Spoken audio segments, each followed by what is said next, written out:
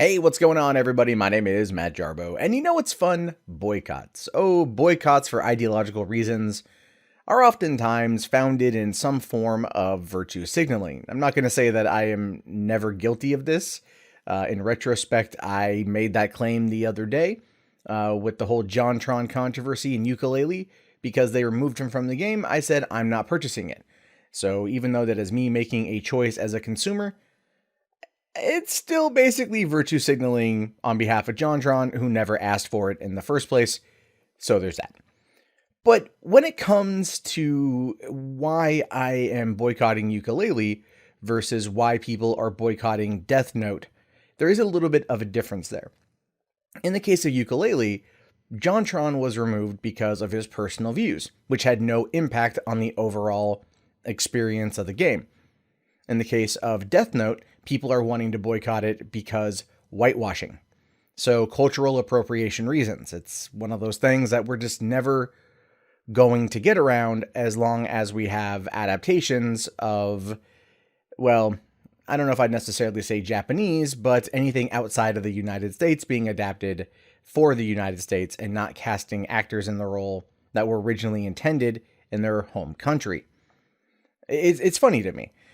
Because a woman by the name of Sarah Rose has created a petition on the Petition site calling for a boycott, saying, boycott Netflix's Death Note for whitewashing. Currently, she has 11,696 supporters, and she's looking to get at least 12,000 and probably more. Now, if you don't know why this is happening, just last week there was a trailer released for Adam Wingard's Death Note reboot, remaster, remake, whatever you want to call it, coming exclusively to Netflix this August. Now, this is a movie, and it takes place in America, not Japan, and it's reimagined with American actors and not Japanese actors. And this, of course, is causing a problem for a number of people. We saw similar situations involving Ghost in the Shell and the claim of whitewashing of, Major Kutasagi by the casting of Scarlett Johansson. But the director of the original Ghost in the Shell movie came out and was like, she's good for the role, fuck the haters, and that's that. So to most people out there, to most artists and everything else, this doesn't mean shit, right? This particular thing doesn't mean a lot. But a lot of people out there are really upset for, I don't know, reasons. Like I said, the JonTron incident pretty much boils down to them removing his voice for personal views versus an adaptation. So they are similar in maybe approach. They are definitely different in terms of reasoning. So there's that. But what this petition here says is Netflix has recently announced that they will be producing an American adaptation of the hit Japanese manga and anime Death Note. All right, well, it's not a recent announcement. They already have a trailer out. So the trailer is already out, and the movie is already done, at least if done filming, comes out in August. So Sarah Rose here, the creator of this particular petition, didn't do her due diligence in that one. It says here, the Death Note manga has sold more than 30 million copies worldwide. It has also brought 2 films, a globally successful anime, and a musical. The story itself is full of Japanese culture, history, and identity, and the Japanese narrative is essential to the plot and storytelling. Well, I don't disagree with that. Adaptations can become, can go across the country. The idea of the Death Note, the book itself, is not necessarily one that is tied to Japan. Now, the story itself, has a lot to do with the Shinigami Ryuk. Okay, so the Japanese ghost, the spirit who drops the Death Note in order to see what happens with it. That can be translated across different cultures. It could just be a ghost here in the United States. But people are trying to tie it to that particular aspect of Japanese culture. Again, one ghost can easily be replaced with another ghost if the story elements are still there. This is what happens with adaptations. Adaptations are never literal translations. There are some things in comic books and books and manga or whatever that simply cannot translate to film in a way that people would deem appropriate. And so the filmmakers behind this decided to move it to America, and I'm pretty sure that it's just going to be a ghost Or maybe, the Shinigami crossed over the Pacific. Who fucking knows? I mean, if they're not necessarily tied to any specific place and they can kind of move freely, then you figure they would travel the world. If they're dead, why not go around the world? So you have that at all. And then it goes on to say, white actors have been cast to play the main characters in this adaptation. Again, the key word there being adaptation. Death Note shouldn't be cast with all white actors, as it goes against the very soul of the story. It does not. Adding fuel to the fire, Asian American actor Edward Zoe was refused a part in the series after auditioning for the show. He says, "This would have been an amazing opportunity for an actor of color, for an Asian actor to take a global stage and break barriers and break stereotypes, but they're not looking to see Asian actors in the role of Light Yagami." And so then she goes on to finish it, Yagami. That's his name, Yagami. I'm going to fuck that up anyway. Then she goes on to say here, "Join me in boycotting this whitewashed adaptation of Death Note." Here's the thing, though. Edward Zoe, I looked him up.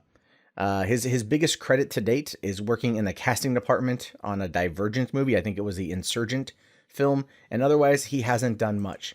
He's got a movie coming out called Fuck the Prom. Another movie called The Brits Are Coming. Another one called Hallucinogen, The Jade Pendant. And the only other thing of note is he played a student in Switched at Birth in 2015, and that was really about it. He says here that he worked on as a casting intern on Crouching Tiger, Hidden Dragon, The Sword of Destiny. At the same time, IMDb can easily be updated by anybody, so we have no way of knowing how into it he truly is. I'm not discrediting him. I'm merely saying, his biggest roles to date have been working in the casting department. So it's entirely possible that he just wasn't good in the show, in the audition. I mean, there are numerous reasons why certain things might happen. I mean, look at Aubrey Plaza as Lenny in Legion. The character was written for a middle-aged white man, and they gave it to a 20-something woman and they kept the character the exact same because they liked the way that she auditioned for the role.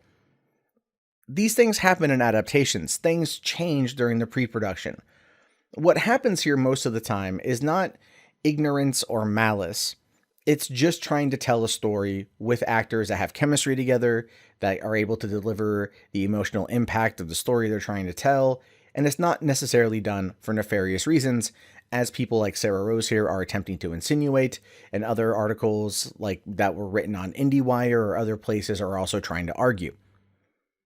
Adaptations are a hard thing, right? Now, some people out there might say, "But Matt, haven't you argued against female Thor and so on and so forth?"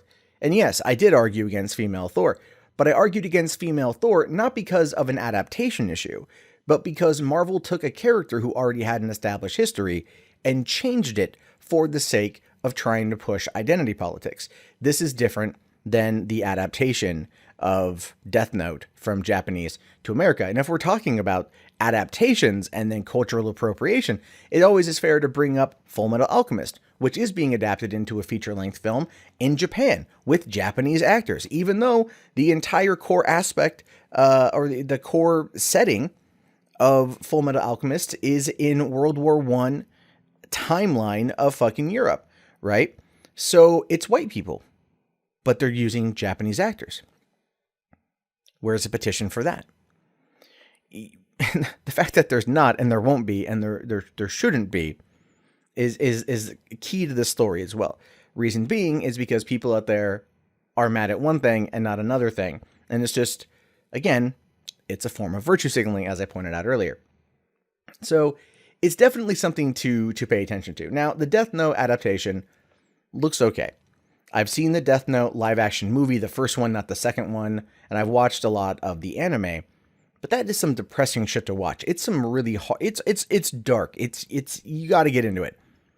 And so I'm curious to see what happens with this adaptation. Adam Wingard is a very talented director.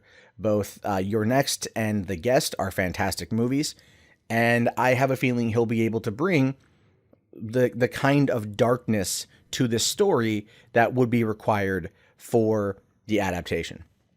to translate it in between one culture to another. And again, that's part of it.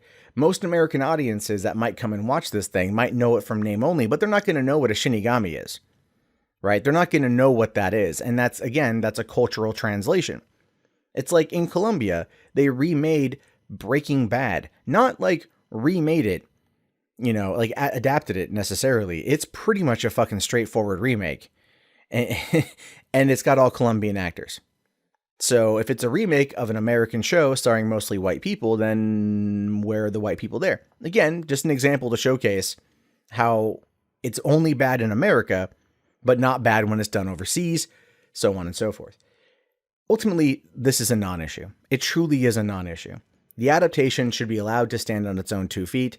People out there that are trying to cause, they're trying to push an agenda about something that they don't have to watch, something that they don't have to partake in. And you know what? Here's the other thing too.